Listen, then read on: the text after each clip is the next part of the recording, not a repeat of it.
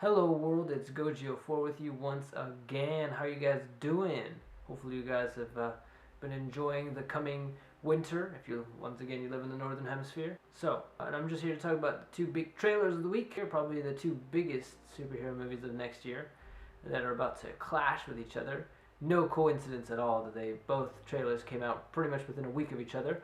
For Captain America Civil War from Marvel on one side, and for Superman Dawn of Justice, or Superman vs. Batman Dawn of Justice for Warner Brothers and DC on the other side.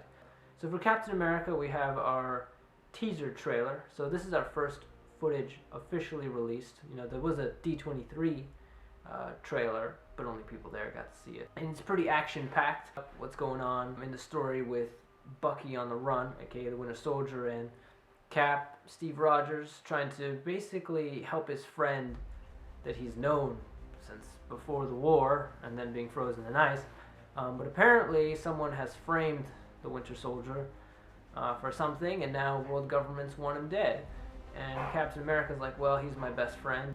The powers that be, and possibly a mysterious new foe, doesn't want that. Because now Tony Stark is coming after Cap and going after Bucky as well. And of course, so is the Black Panther, who's also seen in the trailer. This is a teaser trailer, so it's not going to tell us everything. For one, we don't know why Black Panther is after Bucky. Hell, we don't know why everyone's after Bucky. There's a shot showing some kind of UN building getting blown up. So it's believed that there's a kind of UN meeting in Wakanda, that some kind of attack went down and Bucky was blamed for it. So that would explain why the governments are after him and why Black Panther is after him. Why Tony gets involved, they didn't really specify that either, but I would guess he cares for Steve and he just wants to help him. I think he kind of wants to keep an eye on the Avengers because, he like Steve, they kind of both started the Avengers. But we kind of have our two teams set up, and of course the trailer also shows Black Widow, and she's warning him like, look, let Bucky go, you could get in huge trouble. And it's kind of showing that it's going to be a rift not only between Tony and Steve, but also between Romanoff and Steve. And then also that means Hawkeye will be playing for Steve's team, and there's also that friendship splitting. And then we know that Scarlet Witch is playing for Steve's team, and Vision is playing for Tony's team. Spoiler alert for those of you who haven't read the comics, but Vision and Scarlet Witch become a couple. They hinted at that already in Age of Ultron, like a little bit. And that'll be interesting, because now they've been split up, maybe a Romeo and Juliet type thing will going on. All throughout, there's little sprinkles of who the real bad guy is, because we obviously know at the end they're going to team up and fight somebody. But we don't know who. General Ross Thunderbolt is seen as having come up with the Sokovia Accords. You don't know who he is. He was the bad guy general in the Incredible Hulk movie.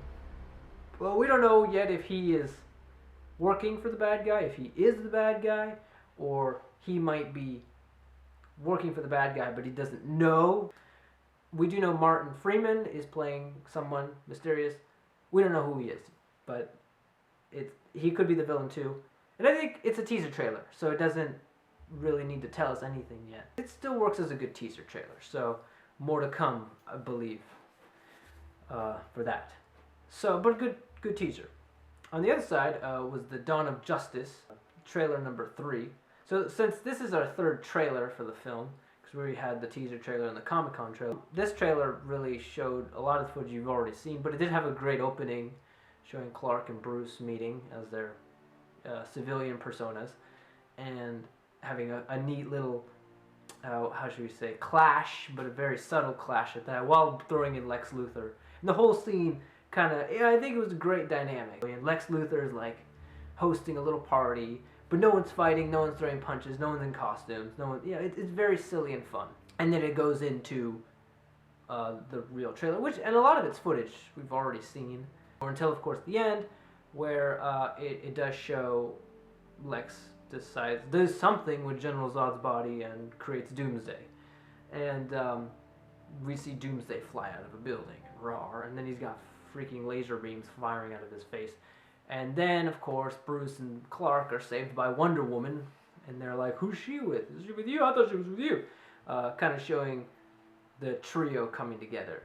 Now, of course, the big thing for everyone is Doomsday and his reveal, and some people are upset that they spoiled that reveal. I don't blame the trailer itself, I just blame its timing. I think it would have been fine if this trailer came out like a month before the movie. I think this trailer would have been fine. I think everyone would have been okay with it. But the movie's still another 3 months away. My thinking, though, the reason they did this was because A, the new Civil War trailer came out, but also B, they probably want to show this trailer in front of Star Wars. I know it's Warner Brothers, but I'm pretty sure they're willing to pay Disney a little extra just so they can put their trailer in front of Star Wars. But anyway, Doomsday, yes, he's one of my more favorite DC characters, and I'm not sure I'm a huge fan of the redesign, but I do understand why they chose him. Really, Wonder Woman, Batman, and Superman versus Lex Luthor might not have been so interesting. They wanted to throw in, I think, something more of a physical menace that could really outmatch all three of them, while allowing Lex to be the more behind-the-scenes bad guy. Only problem is, of course, that, and this is unfortunate, again, because I'm also a Doomsday fan, how much of Doomsday is going to even be in this movie. And, like, did they basically ruin Death of Superman and Doomsday? Because, like, if Doomsday dies in this film, that's it. Unless Doomsday somehow gets captured at the end and then comes back in Justice League or something. You know, if you guys wanted, like, a Man of Steel sequel that was just Superman, that was the Death of Superman storyline with Doomsday, you know, that's gone. And I know some people have been very upset about that, especially Superman fans. So I understand they wanted someone big and beefy, but there's other DC villains I think would have worked better than just Doomsday, like Killer Croc or who knows, Bizarro. Anyway, a good trailer. I think it came out a little too early, but I love the dynamic at the beginning between Clark and Bruce, and I think it kind of shows the tension between them is going to be interesting to watch. But it also shows that they will eventually become allies. I know some people got a little upset that they would show that, but like, the movie's called Dawn of Justice. I think Wonder Woman may be kind of the glue that helps them come together, as well as with the threat from Lex Luthor. And of course, other people's response is, well, Doomsday and Lex Luthor, now we're looking at Spider-Man 3 all over again. There's too many villains. That means one of them is going to have to be there more than the other. And I think Lex Luthor is going to be our main villain, and Doomsday is going to be his little tool that he uses. And that means Doomsday is kind of being just thrown in.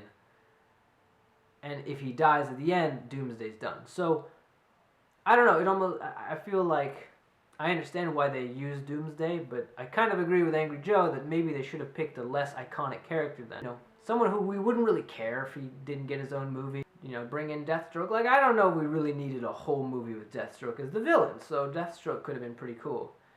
But to use Doomsday up like that, like now he's, that's, like I said, it's a lot like Venom being thrown into the last half hour of Spider-Man 3. So I guess that's my biggest thing. It does mean that Doomsday will probably, not get as much screen time as he deserves. Anyway, but those are the two trailers coming at us. Now, it's not really too fair to judge them because they're two different types of trailers. This is the first Civil War teaser, and this is the third Dawn of Justice trailer, like one of the last trailers we're gonna get. So I will wait. I'll compare them better when Civil War gets its first trailer. We've already had our Dawn of Justice teaser trailer. We had that months ago. That was back in like March.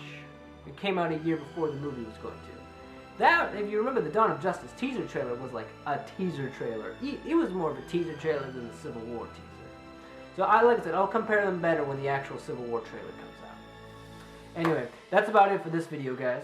Hope you enjoyed it. Like, subscribe, share, and happy early holidays to all of you.